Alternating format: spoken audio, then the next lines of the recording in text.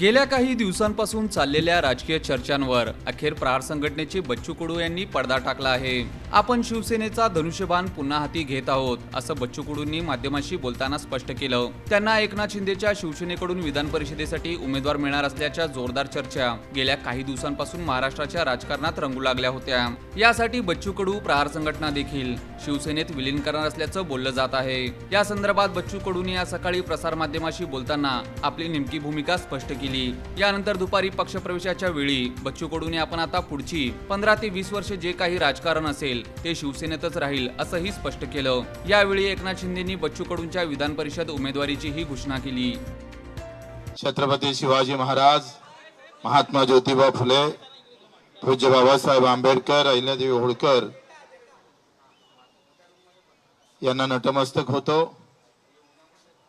खरं तर आज राष्ट्रसंत तुकडोजी महाराजांची जयंती आहे। त्या जयंतीच्या सर्वांना शुभेच्छा देतो। राष्ट्रसंतांनी आपली ग्रामगीता लिहिताना ते शेतकऱ्यांना अर्पित केली होती। त्यांच्या पहिल्या पेजवर शेतकऱ्याचा हल हे सगळं चित्र रेखांकित केलं होतं। तर योगायोग फार चांगला आहे।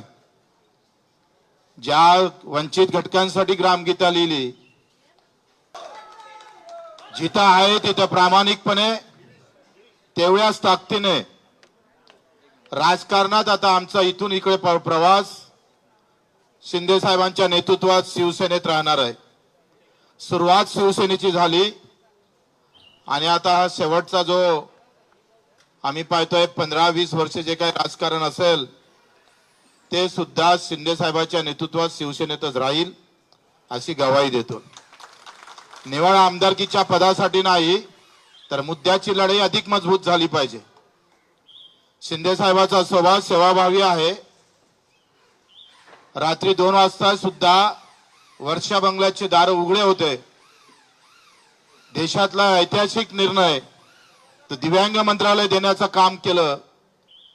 कर्जमाफीमध्ये घेतलेला मोठा पुढाकार निश्चितच शेतकऱ्यांना दिलासा देणारा आहे। आणि म्हणून निवड पद नाही तर विचार जुळणं महत्वाचं असतं आणि विचारासोबत कर्तृत्व महत्वाचं असतं।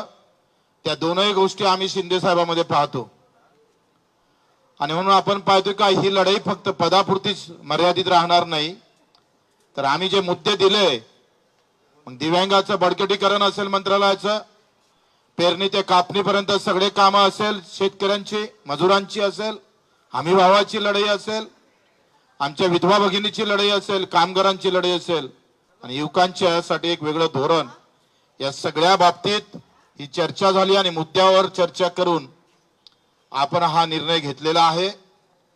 प्रहार एक सामाजिक संघटना म्हणून पावलं टाकन, पण राजकारण मात्र शिवसेनेचं मजबूत केल्याशिवाय आम्ही स्वस्थ बसणार नाही। या महाराष्ट्राच्या कानाकोपऱ्यात जिथे जिथे उभं करता येईल शिवसैनिक उभा करू आणि तो शेतकऱ्यांसाठी, खऱ्या अर्थानं मजुरांसाठी, वंचितांसाठी आणि अधिक दृढ सेवेसाठी जो छत्रपती शिवरायानं जो विचार ठेवला होता, आखरी हे राज्य रयतेचं आहे, ते रयतेचं राज्य पुन्हा निर्माण व्हावं आणि त्या सर्वोच्च गादीवर पुन्हा आम्हाला शिंदे साहेब दिसावं, यासाठीच आमचे प्रयत्न राहणार आहे। म्हणून मी आपले आभारही मानतो शिंदे साहेबांचे।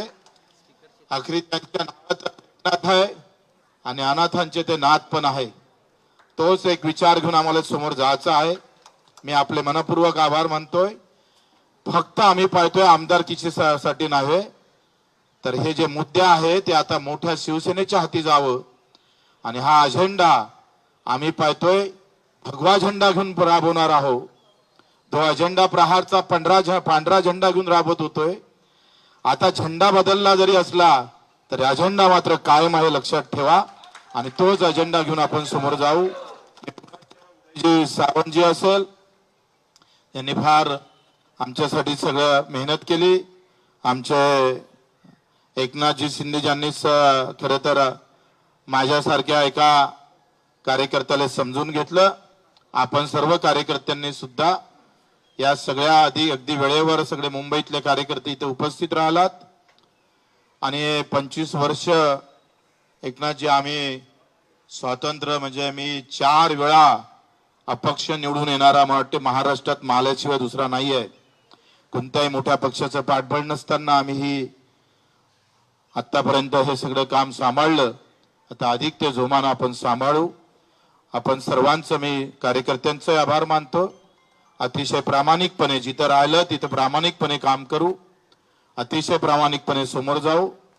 सर्व कार्यकर्त्यांनी जे मेहनत घेतली सगळ्यांचं नाव घेतलं तर अधिक राग रूग नको म्हणून नाव घेत नाही.